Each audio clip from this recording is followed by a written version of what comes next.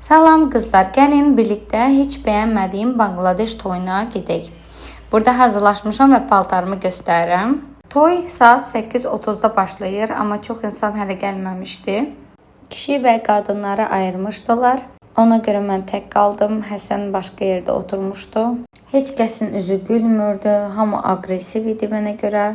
Neçə saat sonra Karak çayı servis edildi. Bu şirniyyatın adını unutmuşam, ancaq bu səfər çox dadlı idi, təzə bişmişdi. Burada öz tanışlarımız şəkil çəkdirməyə gedirik. Belə bir noxud yeməyi servis etdilər, adını bilmirəm. Mənə görə dadlı idi, amma acılı idi. Təbii ki, uşaqlarım yemədi, ac qaldı. Burada uşaqlar oynayır, rəqs eləməyə başladılar. Bunu bilmirəm hansı ev gətirib, yəqin ki, oğlan evi gətirib. Sonda bütün masalara hamısı paylandı.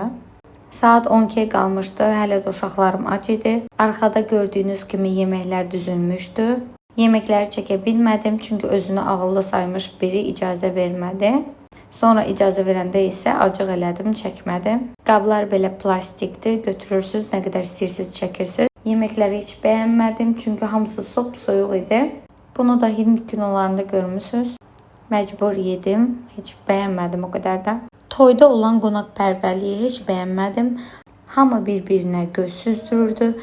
Sonuncu çayımı da içib, kəş gəlməzdim deyib yoldaşımla evə yollandıq.